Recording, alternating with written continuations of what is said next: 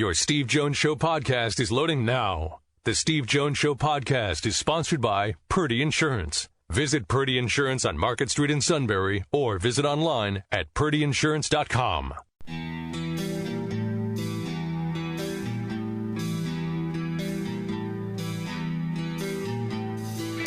Sports talk where your voice counts. This is the Steve Jones Show on News Radio 1070 WKOK. Now from the Sunbury Motors Studio, here's Steve Jones.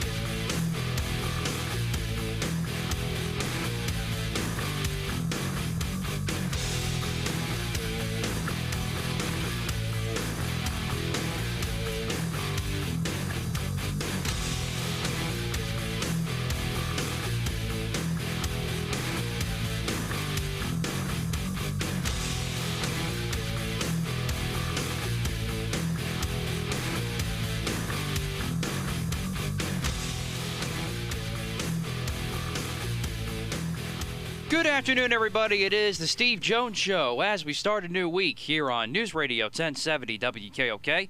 Matt Catrillo here with you. Steve will soon be there from the Sunbury Motors Studio. Sunbury Motors, 4th Street in Sunbury. Sunbury Motors Kia, routes 11 and 15 in Hummel's Wharf. And online at sunburymotors.com. Ford, Lincoln, Kia, Hyundai, all new pre-owned inventory. All at Sunbury Motors, 4th Street in Sunbury. Sunbury Motors Kia, routes 11 and 15 in Hummel's Wharf, and online at sunburymotors.com. Every Monday show brought to you by our good friends at Purdy Insurance, Market Street in Sunbury, or go to purdyinsurance.com. Home, auto, life, business, boats, RVs, all that good stuff to get you through the summer. All available at Purdy Insurance, Market Street in Sunbury, or at purdyinsurance.com. True pros, and can't wait to see them and the rest of the gang at the Purdy Memorial Golf Tournament. Join us on August 4th at the Greater Susquehanna to benefit the Greater Susquehanna Valley YMCA. It'll be at the Susquehanna Valley Country Club off the Strip. And we're looking forward to that August 4th. Have till the end of July to sign up. One flight, 10 a.m., start time, so if you want to come join us, make sure you sign up soon, and we'll have a good time at the Greater Susquehanna Valley YMCA's benefit, of course, and at the Susquehanna Valley Country Club. Just made a trip over there this past weekend. The course looks great. The place looks fantastic and beautiful as always. Tremendous views as you look up across the valley from the patio where we will be doing the show live from 3 to 5 as we normally do, after we play our rounds. So we look forward to that, August 4th. And we look forward to a great show today. Starting with Alaa Abdelnaby, of course, as the Sixers TV analyst over on NBC Sports Philadelphia. He's going to join us at 3:35 today after what was a difficult and frustrating Game 1 loss for the Sixers against the Atlanta Hawks yesterday, where obviously the first half was embarrassing. It was unacceptable. I thought it was one of the most poor coaching performances from Doc Rivers, from the matchup of Trae Young with Danny Green. The team just didn't look ready to play at all in that first half. But to Doc's credit, the adjustments were made with Ben Simmons, Matisse Thybulle on him the rest of the way for the most part. The team finally played like they were supposed to. It was they just ran out of time, as they almost pulled off the miracle at the end there with the full court traps and things like that. That second half was what I expect from the Sixers team. And I think going forward, I feel good about where the Sixers are in this series. I think now that the adjustments have been made and they got that, whatever that first half was out of them, hopefully, and of course Joel Embiid stays healthy, and he did start, he did play, he was tremendous, 39 points. He kept the Sixers in it.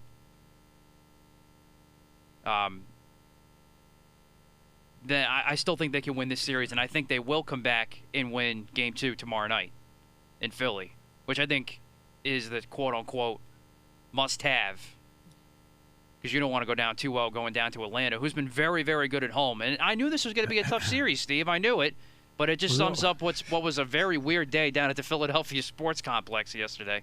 There's only eight teams left, so of course it's going to be. They're good. You get to this point, you are playing everybody that's good, you know. Yeah, I know. I had said Sixers in 6 to begin this series. I thought the Sixers would win their first 2 games at home. I didn't expect what happened in the first half yesterday, but I feel better. I feel better than I do worse after the loss, after the second half they had. Yeah, we'll talk to Alaa Abdelnaby about that, and about, by the way, Mike Krzyzewski. Yes, of course. I got to ask him about Mike. Definitely, the Duke grad himself. Yeah. So we'll take advantage of that. 3:35, Joe Putnam, 4:06 tomorrow. Tony Knott, Neil Coulong. So we got a lot going on this week on the show. So let's get to. Yeah, we'll talk about the Sixers in a moment, at the bottom of the hour. Let's get to something fun first. Then I want to talk about the Yankees. Shouldn't that be a fun subject for you? No, I don't. No, look, I just do shows. Okay, I don't sit there and do rooting. I just do shows. Because and the reason I want to talk about the Yankees is that they are as oddly constructed a New York Yankee team as I've seen in decades. Totally agree. And so I'm going to get to the construction of them in a moment, where I don't get the philosophy of what I'm watching with them. But let's get to the fun part. So yesterday, my good friend Tom McGrath had his birthday. So Tom and Julie McGrath, 2 great people, right? And yes, the curator of the Tom McGrath tailgate, Gary Golashevsky, and his wonderful wife Amy put on a party for them. Now, Gary, to his credit, is the one that baked the cake and did not just a good job, he did a fabulous job. But Amy, listen to this gift.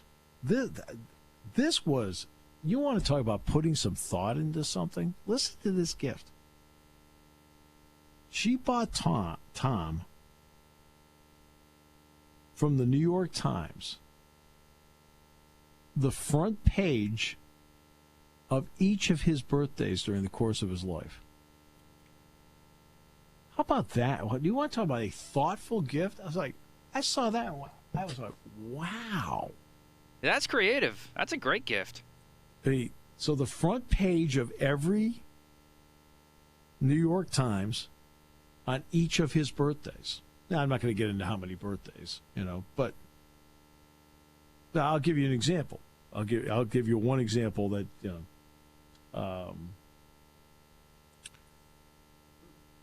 Bobby Kennedy was shot by Sirhan after the victory in the California primary in 1968. But Bobby Kennedy hung on through the night and ended up, he didn't pass away till June 6th. Early in the morning. That was the headline in the paper for that birthday. And you're going through, I thought to myself, what? You want to talk about, like I said, Gary baked the cake, and Gary did a great job, by the way. It was a great host. But Amy came up with this idea. You want to talk about thoughtful and clever? There was a little thought that went into that. That was actually pretty good. I thought that was really cool. All right.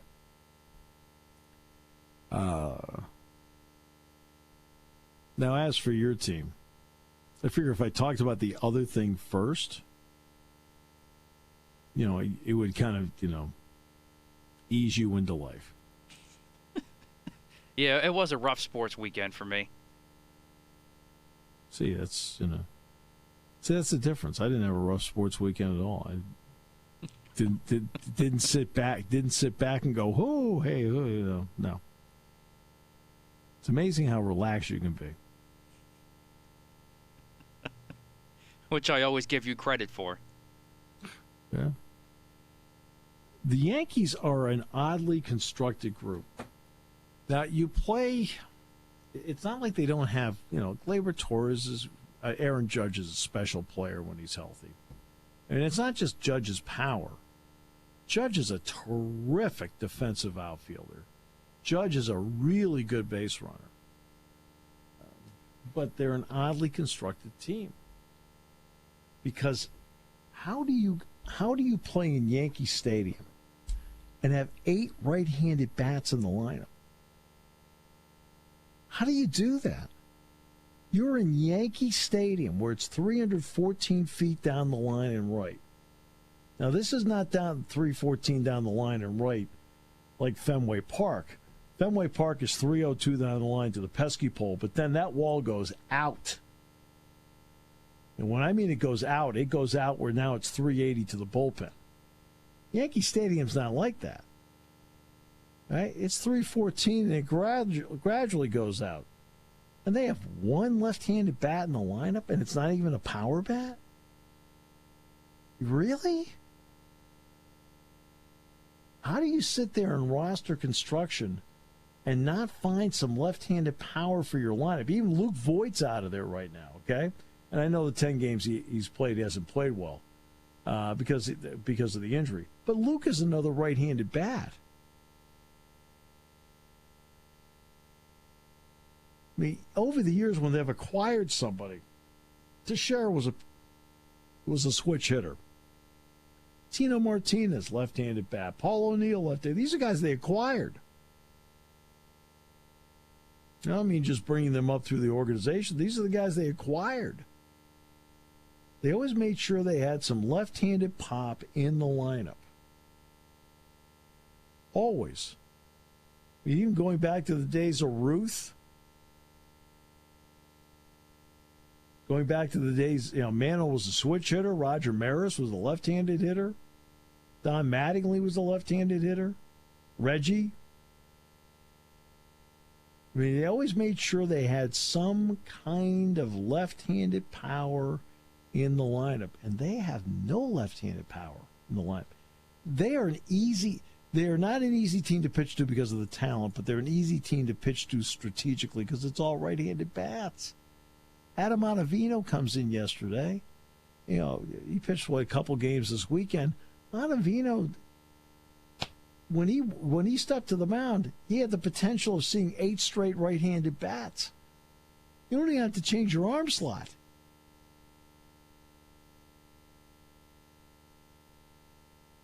And to be honest with you, Aaron Boone, he's a good manager, but he's not a great manager.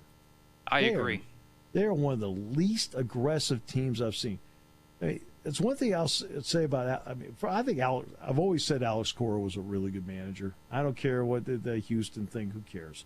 I'm not going to sit there and rehash that. That's for 5-year-olds to do on their shows. Okay, but can the guy flat out manage a game? Yes.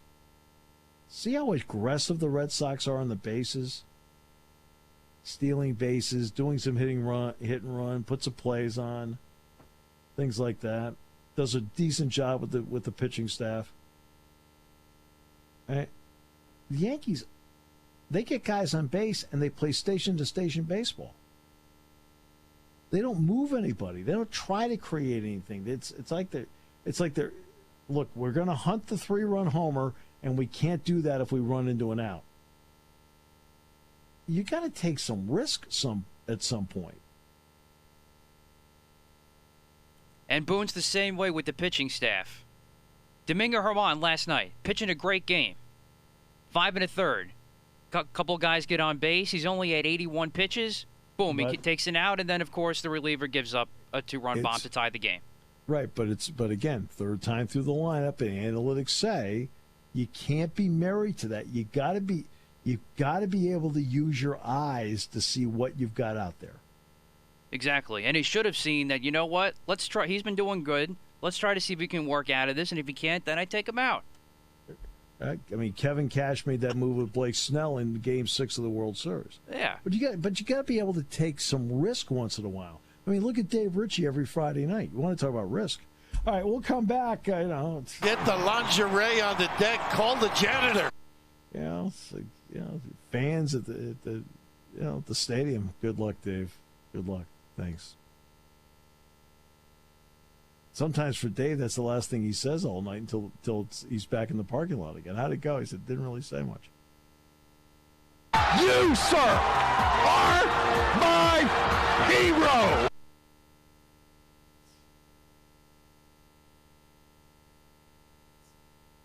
It's kind of developed into almost like a one-man show. Don't you think? I'm just here so I don't get fined. Yet the other guy, you know, I mean, poor Dave. I mean, it's like people tune in. It's actually the person they want to hear. I mean, I don't know. It's kind of an odd dynamic, don't you think? Oh, well. Dave's favorite time of the year is every day. The play-by-play guy, his favorite time of the year is August. There aren't any games. All right. It's kind of sad. Is it a coincidence that the guy that does play-by-play loves a month where there are no games? Yeah. Just thought I'd ask. I mean, it doesn't mean, you know, you don't have to answer. S-U-I-T, that spells Suta! Figured I'd bring his name up because it would then, like, ease the anger you have about the Yankees. Always thinking of me.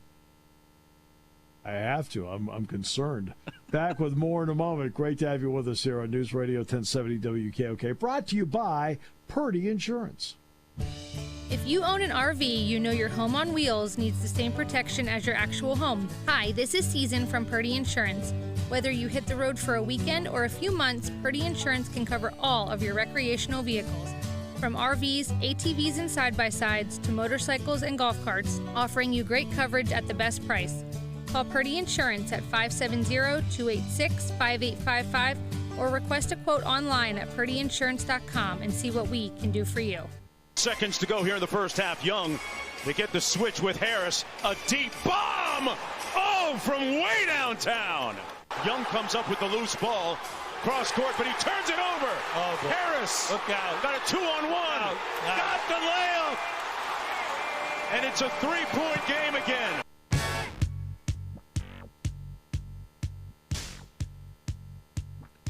Doesn't sound very positive.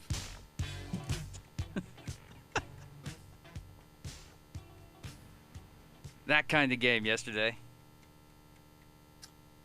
And they had Embiid. I mean, they had him. Yeah, it was terrific at 39. Yeah. 39 points and go from there.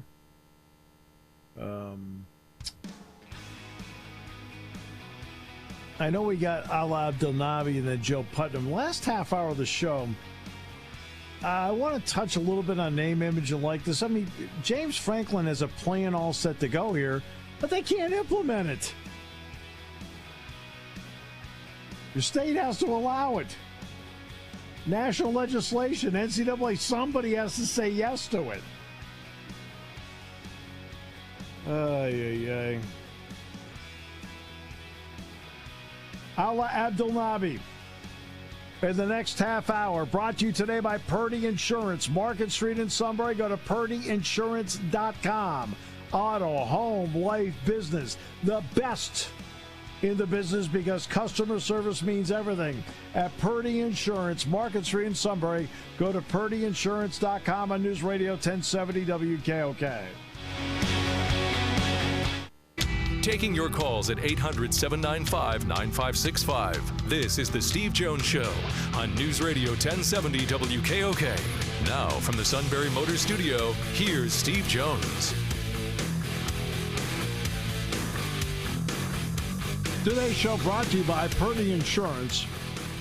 Market Street in Sunbury. Go to purdyinsurance.com. Auto, home, life, business. And they'll save you money. And not only that, don't forget about the Purdy Memorial Golf Tournament coming up on August 4th to benefit the Greater Susquehanna Valley YMCA. All right, very pleased to have with us Alaa Abdelnaby, color analyst for the Sixers on TV. First of all, welcome. It's great to have you with us. Thanks for your time today. Thanks for having me, Steve. Appreciate it. Hey, let's start with this before we get to the Sixers. A lot of people who have played for Mike Krzyzewski have talked about the impact he had on their lives. What kind of impact did Coach K have on your life? Oh, man. I don't know if we have enough time in the show for all of the impacts. I can tell you that he helped me grow up. He helped me achieve my goals. There are still things that he taught me back then, heck, 30-something years ago, that I still carry with me every day. So it's hard to just kind of narrow it down. But I can tell you that, when you're a young kid and you're going through the process of becoming a man, that's a big deal. So whoever's guiding you through that process is important. And he was amazing through that. And like I said, when I got there, I wanted to play in the NBA. So being able to achieve that goal, too, and him helping me along the way, it makes me definitely fond of him even more. And then one more question on that before we get to the Sixers. Every time I go through a recruiting process here at Penn State, and then I have to talk about who is signed or whatever, I said this is the most important decision day of their lives. It impacts maybe the next 20, 30 years of their life. Is it safe to say that in terms of your experience at Duke and with Coach K? No question about it, Steve. And when I look back, it was the best decision I've ever made. And it's one that still pays off to this day, which is remarkable because, like I said, it's been 30-plus years. But, yeah, you're absolutely right. It's a big deal. And I take a lot of pride in when I first met him back in 1984, he wasn't the Coach K that he is now. But I saw something in him, and it's kind of neat that I saw it a lot earlier than most of the country did and most of the world. But I take a lot of pride in seeing his special qualities. All right, now let's get to the Sixers. What do you think of what kind of defender, in your opinion, has Ben Simmons become? And is he the kind of defender that the Sixers need to have consistently on Trae Young because of the height advantage? Well, I think the luxury the Sixers have, and I don't want to panic here because the series is it's still early, but Doc is going to try a number of different guys on him, and I thought you saw him start off with Danny Green, and I don't know if anybody at that moment covering him would have had any real impact on him. They were rolling. He was rolling. They started off really hot. At one point, was it a 17-0 run? They were shooting in the 70s percentage-wise in that first half for a good chunk of it. So I'm not sure, anybody would have done anything to that. But that being said, I thought they wore on him as the game went on. Ben's physicality and his size, I thought his aggressiveness in that second half. The Sixers got punched in the mouth, and it took them a half to bounce back. The problem is they dug themselves such a big hole that, they almost got out of it, but it was just too much to overcome in one half. And I think they'll be ready. The promising signs, if there is a silver lining, is that I think that's as good as Atlanta's going to play, especially in that first half. And the 76ers had 9 turnovers in that first quarter and really didn't do much defensively. And yet at the end, when it was all said and done, they were still very much in the ball game. So I expect the Sixers to come out and be the aggressor and not the reactor in game 2. And I think things change. In fact, I want to get to the second half because in order to get back in the game like they did and to make it really competitive down the stretch, you have to do a lot of things right. What did they do right in the second half that you think are building blocks for the rest, for not just game 2, but the rest of the way through? Well, I think it's you build on what I just said in that you're the aggressor. They're reacting to you. The 76ers were chasing every Hawk in that first half, and you can't play that way because they are really good. And if you allow them to be the aggressor and play, attacking and carefree, which is what it looked like in the first half, that you play to their strengths. And I thought the 76ers took that away for the most part in the second half. They blew up their pick and rolls. They just gave them different looks. And I thought Atlanta had at times got knocked back on their heels, and I thought that's when you saw the real 76ers. That has to be from the tap in game 2 because Atlanta's too good to give them possessions, give them a part of a period. You've got to dominate them for 4 quarters. Trae Young's too good. Right, so now let's get to Joel Embiid. He had 39 yesterday. What did you think about him and the matchup he has inside?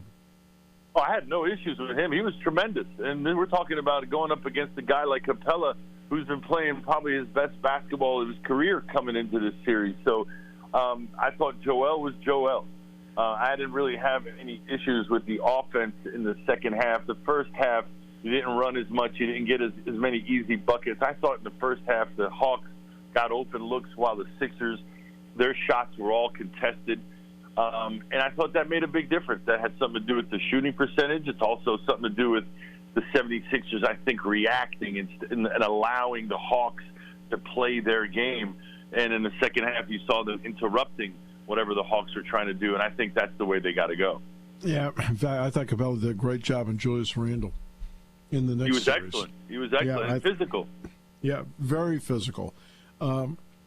You've been through this before. Everybody talks about adjustments between games. So when you've been on the winning side, coaches know adjustments had to be made. How tough is it to convince the winning side they need to make adjustments? How easy is it to convince the losing side they have to make adjustments since you've lived it? Well, I think it's definitely easier if you're addressing the losing side, because I think when you're the losing side, you're looking for answers. You're searching for something to get you over the hump. But that being said, good groups can also be very receptive on the winning side. It depends on the group. If it's a satisfied group, then I think they'll, take a deep breath like human nature is and relax a little. While I think if it's a hungry collective, that one win makes them hungrier. Again, I think it all depends on the personality of the group, but I definitely think Doc Rivers has their attention because, that was I don't know if it was a shock, but I definitely think it was a small surprise in the way things turned out, and especially the way things played out in that first half. When you look, the teams have stars, obviously. Where does Tobias Harris fit in what they need to do? Because obviously Simmons does his deal. Obviously Joel does his deal. What can Harris now mean as that third guy? Well, I think he's that medium-range guy. He's the post-up guy. He's the guy in transition. Yeah, he'll knock down an occasional three, but I think where Tobias's value really is on the move, on the dribble.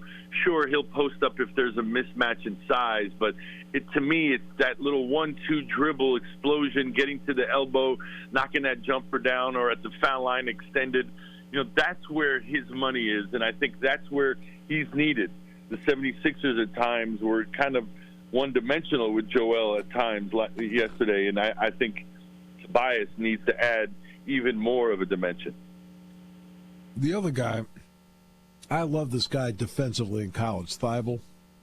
You watch him now all season long. What makes him such a good fundamental defender? Because when I watched him in college, I thought, this guy gets it. I think it's instinct. It's his anticipation. To be a good defender, you have to anticipate what's about to happen and then intercept what's about to happen, whether it's a pass or a dribble.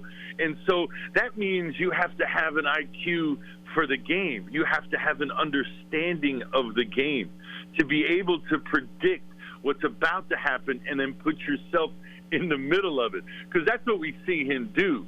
So when you look at him, what I see is a guy who's got a really high basketball IQ, and for a guy new to this level, that's pretty remarkable, because I know basketball is basketball, but it is played differently at this level.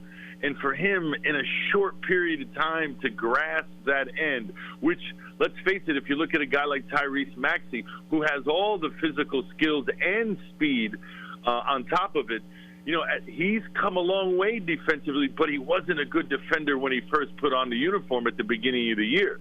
Doc will tell you that his numbers defensively have gotten better. That's why you're seeing him in the lineup, because Doc trusts him on the defensive end of the floor. Matisse had that from day one, and that's what makes it remarkable. And it's only becoming more enhanced the more he goes out there and plays. So I can't wait to see this guy play. He's just fun to watch because, like Doc likes to say about Ben Simmons, he swallows up guys at times. I have to ask the fact that there are fans now back, and the vast majority of them, by the way, actually are behaving themselves based on, you wouldn't know it by the headlines, but almost all of them are behaving themselves. What does it mean to the players just to have that presence? Oh, gosh, it's huge. I mean, I could only imagine, because it didn't happen when I played, but if you took away the fans, you'd take away that performance side of it. These guys are performers. I know they're competitors first and they're teammates, but you take away that, all you have basically are closed practices. So to have the fans back, to have that energy to feed off of, me as a broadcaster, just having them sitting among us when we used to be alone in that arena, just us and the ball players. Yeah, it's how it's supposed to be, and I think it plays into the Sixers' advantage too, because there is no place like the Wells Fargo Center. I've seen every arena in the league, and there just isn't a place like it when it's rocking. Yeah, well, there's a 15,000 seat arena. I'm looking around going, what the heck? Because doing college games, doing Penn State games. And then I did a football game at Michigan. I had 111,000 empty seats in front of me. I'm just like, are you kidding me? Can this be real? Cavernous, I would imagine. Oh, it's unreal. All right, so you get to game two. I know you've touched on a few of these things. Adjustment-wise, if the Sixers make the adjustments that are needed, which ones would they be that will show up in game two? Continue to give Trae Young a myriad of looks. You can't give him a steady diet of something. I wouldn't be surprised if you see Ben on him more because of him being so vocal about it. But I don't know if Doc is going to be married. It depends. If Ben goes on him and locks him down, then I would imagine you're going to continue with that. But I think the idea of giving him several looks, different guys, different lengths, different abilities, I think that will also keep him guessing. If you can just get him to stop playing instinctively for a split second, you have an advantage. But when he's free-flowing along with that quickness and his handle, he's almost impossible to stop. So that's the first thing. The second thing is you've got to play with energy. You can't be the reactor. Yep. You have to be the initiator and have Atlanta be reacting to you for most of the evening, and I think then things will go the Sixers' way. Absolute pleasure. Thanks so much for your time. I really appreciate it. Great stuff. Thank you, Steve. Appreciate you having on. Looking forward to talking to you soon. Anytime. Alaa Abdelnaby. Great to have him on the show today. Breaking down the Sixers and the Hawks. Trae Young was phenomenal in his brief time at Oklahoma. Came into the league, and I remember what they engineered that deal, whereas I think the Hawks, I want to say, drafted Doncic, and then they dealt him for Young. You want to talk about working out for both teams? But again, here's the state of the NBA, though. Okay, I'm reading the bottom last night. Doncic, NBA, opening round? I don't know, whatever mark. Averaged 35 points a game. I'm like, okay, that's great. Guess what? Dallas didn't win. The Clippers did.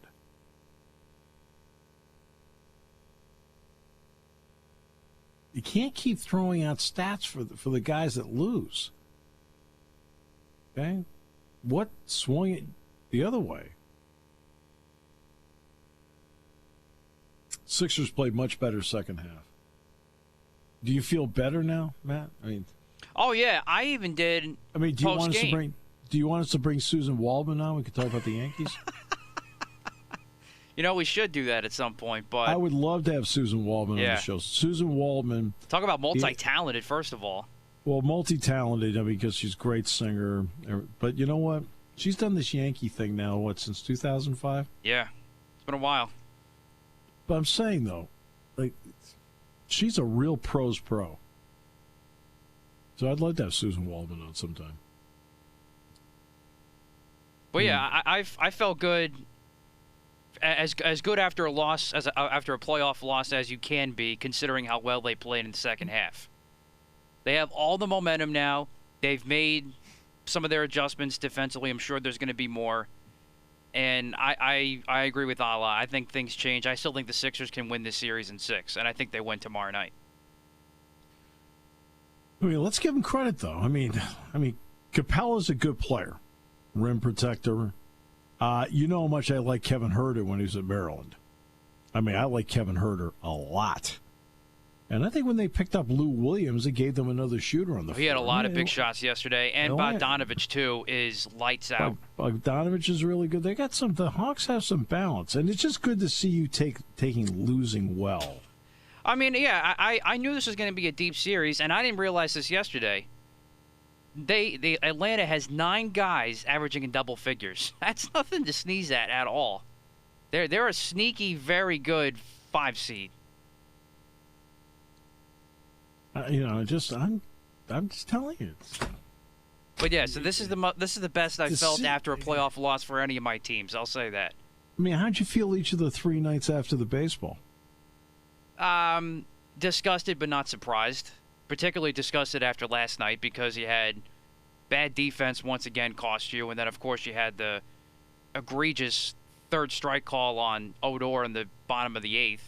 But then again, if you actually play good defense and call a fly ball like you're supposed to, then you want to put yourself in that spot and still win the game. Last night was most frustrating, but the whole series was bad, and the Yankees have a lot of soul searching to do.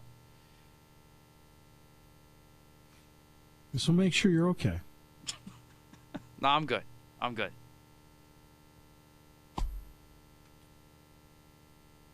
I thought at some point maybe how I am would rub off on you, but it just doesn't. Baby steps. I'm feeling good after the Sixers loss, so let's start from there. I mean, I just kind of roll with it.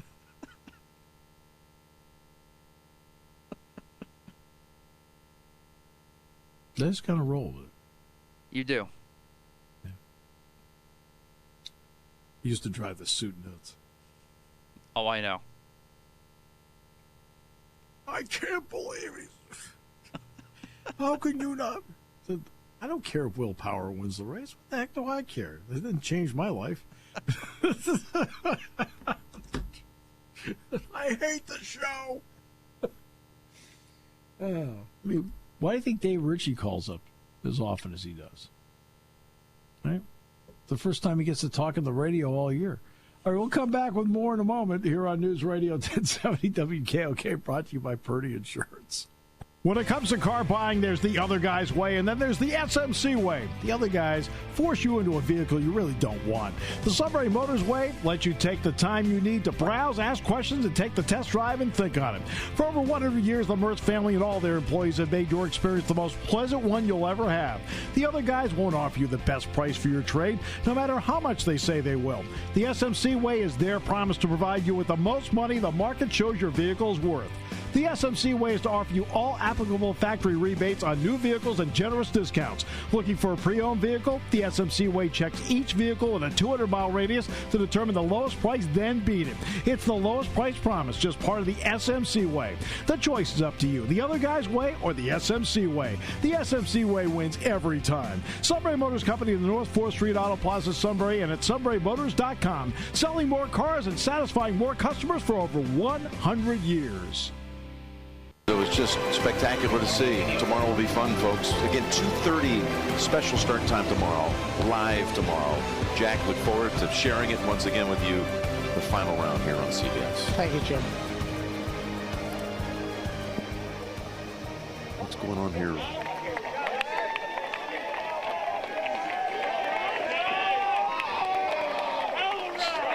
Somebody just gave John some news.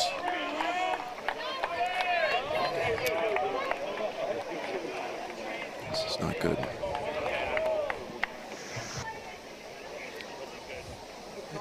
And we have no idea, folks. We have no idea. We've just passed along some information, and you could see just instant devastation. At least it had nothing to do with his wife and his newborn baby, okay?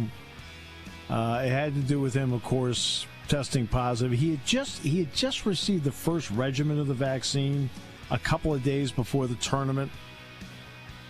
So he's not fully vaccinated yet. Look, there are rules. And the PGA Tour, which was the first one back, enacted rules. And look, if he had been in 10th place, nobody would have said anything. He would have been out, but it wouldn't have been a story. But because he's in front by 6 shots, wow.